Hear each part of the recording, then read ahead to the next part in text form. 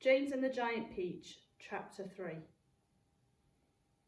It was at this point that the first thing of all, the rather peculiar thing that led to so many other much more peculiar things, happened to him. For suddenly, just behind him, James heard a rustling of leaves, and he turned round and saw an old man in a funny dark green suit emerging from the bushes. He was a very small old man, but he had a huge bald head and a face that was covered all over with bristly black whiskers. He stopped when he was about 3 yards away, and he stood there, leaning on his stick and staring hard at James.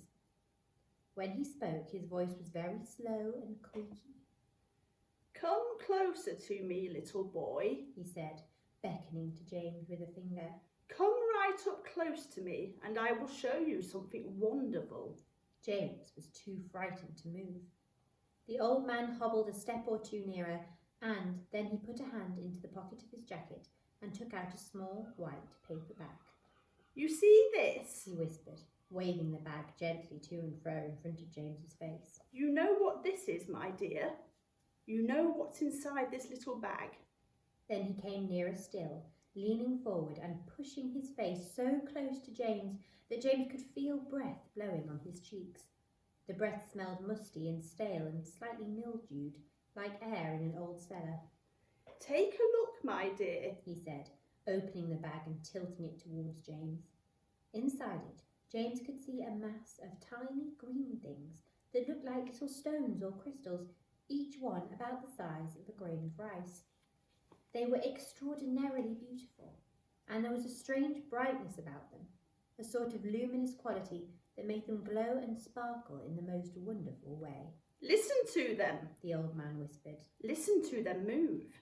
James stared into the bag, and sure enough, there was a faint rustling sound coming up from inside it, and then he noticed that all the thousands of little green things were slowly, very, very slowly, stirring about and moving over each other as though they were alive.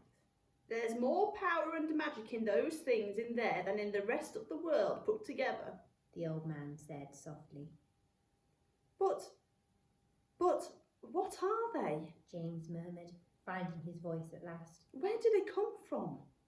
"Aha!" the old man whispered. "You'd never guess that." He was crouching a little now, and pushing his face still closer and closer to James until the tip of his long nose was actually touching the skin on James's forehead. Then suddenly he jumped back and began waving his stick madly in the air. "Crocodile He tongs!" cried. 1,000 long, slimy crocodile tongues boiled up in the skull of a dead witch for 20 days and nights, with eyeballs of a lizard. Add the fingers of a young monkey, the gizzard of a pig, the beak of a green parrot, the juice of a porcupine, and 3 spoonfuls of sugar. Stew it for another week, and then let the moon do the rest." All at once, he pushed the white paper bag into James's hands and said, "Here, take it. It's yours." Chapter 4. James Henry Trotter stood there, clutching the bag and staring at the old man. "And now," the old man said, "all you've got to do is this. Take a large jug of water and pour all the little green things into it. Then, very slowly, one by one, add 10 hairs from your own head. That sets them off. It gets them going. In a couple of minutes, the water will begin to froth and boil furiously.